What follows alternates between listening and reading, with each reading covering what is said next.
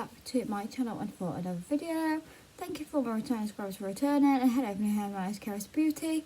In today's video I'm going to be doing some top tips for new mums and mums in general. There have been lots of tips that have worked for me and some tips that might work for you, or if you're just wondering what sort of tips there might be that you are unsure on, then please keep on watching, and I hope you all enjoyed today's video. Please don't forget to like, comment and subscribe to the channel, and please watch your notification bell is on pre-leave.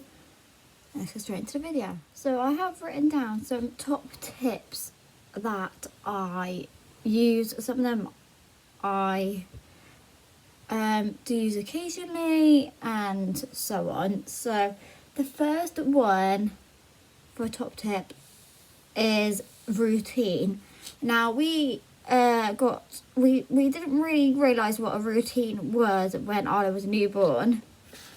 We had to self-isolate separately from Arlo's dad, and we didn't really get to see Arlo's dad until about the second week, which was after we came out of self-isolation.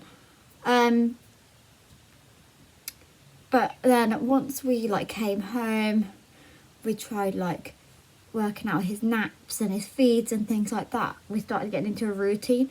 Arlo didn't properly get into a routine till he was around between 6 and 7 months, which is quite good because that's when he started going into his cot.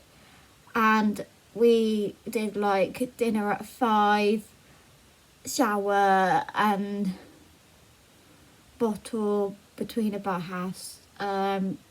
showers normally about between 6 and a half, 6, and then a bottle and then bed, and he would normally be in bed by about 7, and that is still now. There are some nights where he would wake up in the middle of the night. Some nights he would sleep straight through. This depends on whether he has a nap. So he normally has a nap in the late morning, and he'll normally have about half hour, 45 minutes of a nap. If not, if he doesn't have at least that, he will sleep through the night. If he does have a late nap, he sometimes sleeps deprived. Well, wakes up in the night, which makes us sleep deprived. So a routine is always the best way to get your baby to a sleep through the night, so then you get your 8 hours, 6 hours sleep, and it also is good for the rest as well. It's good for the baby as well, because they get that maximum hours of sleep that they need. Arlo gets at least between 11 and 12 hours per night, which is really good for him, because he normally wakes up between 7 and half 7 every single morning. Some mornings it varies, it could be about half 6, depending if he's woken up and has done an accident, or has done a wee, or just generally wants to wake up early. So a routine is 100% the way to go, and I'm hoping to get Axel into a routine as well, similar routine, so it works out for all of us, because if we all have the same routine, it works out for you, it works out for them, and they know, and so on. The second top tip is to make sure you're always stocked up on nappies, baby wipes, formula and food. Nappies and baby wipes are one of my main ones, because I always seem to run out really, really quickly. Some people don't, some people do. Newborns, you seem to run out a lot more quickly because they do a lot of accidents. They seem to poo and wee a lot more, and they seem to be sick a lot and things like that. So you always go through a lot of baby wipes and nappies. This is why you stock up before you go into labour, and you make sure you've got enough to last you until you need more. We seem to stock up for Arlo every week on nappies and every 2 to 3 weeks on baby wipes. Now that's really, really good for us. We used to be stocking up on baby wipes every single week. Formula is also a must, especially with a newborn. Make sure you stock up for the here. We are going to do the same. before Axe was here. We used to run out of formula with Arlo every 1.5 to 2 weeks, which is quite good. And now he's on whole milk, we have to make sure we have plenty for the week. So that's also a must of top tips, is to make sure you have plenty of, nappies, baby wipes, formula, milk, you name it. 3 is to have toys. Now, toys are an essential for babies and toddlers. It keeps them busy, it makes them happy, and it makes them from not getting bored. Like bouncer chairs are always a good thing. Jumperoos are also good. I'm trying to think what else. Having tummy time, so like the tummy time mats you can get. Just bits like that, rattles and things like that, things that make noise. That's also a good top tip. Make sure you have toys and things like that, which will help. For clothes, you need so many clothes to be washed. I do Arlo's clothes once a week because he goes through so many, and it always seems to be, he doesn't always have any near like the 5th or 6th day of the week. And I'm like, oh, barely got any clothes. I need to do a wash load.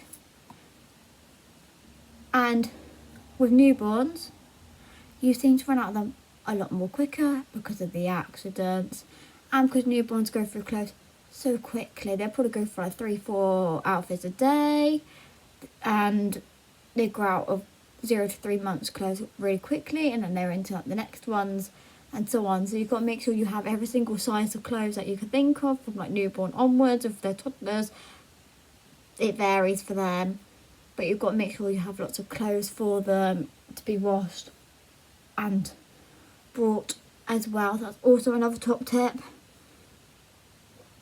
Another top tip is don't listen to anybody else. Now, I've been told this when I was pregnant with Arlo. I was told by my partner's nan, and she said, do not listen to anybody else but yourself. Don't listen to whatever people got to say to you, because there's just no point, because they could just put you down, judge you and everything like that. I haven't listened to anyone who has, put me down or judged me, because it's none of their business. And you parent the way you want to parent. They've got nothing to do with it. So just don't listen to anybody else and do what you want to do. At the end of the day, you are going to make mistakes, and then you're going to learn from them anyway. So that's also another top tip. Number 6 is sleep when the baby sleeps. When they're a newborn, you sleep when the baby sleeps. They say that because if you do not sleep when they do, you're going to obviously lose out on sleep. And if they're up in the night, you're then going to be running on less sleep. And you're going to be sleep deprived. And it's going to hit you like a ton of bricks. Now, I realised this when Arlo was a newborn. So naps are always good when they are napping. You can even get 10-15 minutes in if they're napping. Or catch up on, washing up, or having a quick shower, getting some food in you, things like that. You've got to, obviously, that's what they say is baby sleeps when a baby sleeps. 7, take loads of photos, because if you do not take the photos, you're not going to have any memories of when they were small, and they're keepsakes for when, when you look back when they're older, in like a photo album. Scrapbooks as well for photos. I started doing one when I was pregnant with Arlo, and I now need to finish it off and get it sorted. So photos are definitely a must. I've got so many photos saved on my phone and on the laptop and on the computer. I just need them in a photo album now. Number 8 is look after yourself. So look after you. So make sure you're having a shower, you're eating, you're keeping hydrated, you're getting enough sleep. You've got to obviously look after yourself as well as a newborn and a toddler. You've just got to make sure you have time for yourself as well, because that is the main priority. So as long as your child is fed and they're happy, you look after yourself after that. You make sure you put your child first, and then you put you after. but sometimes it could vary. Sometimes you've got to put yourself first before them, and that's not a problem. Everyone does it different ways, and you look after you how you want to. 9 is prioritise what's important. So prioritise, you know, say, oh, you know, doing this, like doing a wash load is more important than doing a washing up. Do it. If washing up is more important than the hoovering, do it.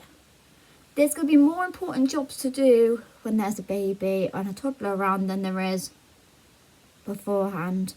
Prioritising the little things first. Bigger things can come later on when they're asleep or another day or anything like that. So prioritising is always a good thing as well. I've learned that. 10 is don't be afraid to ask for help. Asking for help is very difficult as you being a parent, because you don't want to burden your family members because they might be busy with work or they might be busy doing something else.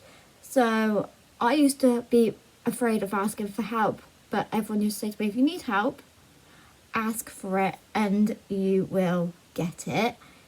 Like recently I've asked for help for like going to appointments. I've not been able to go like on my own because I have that anxiety of something bad's going to happen.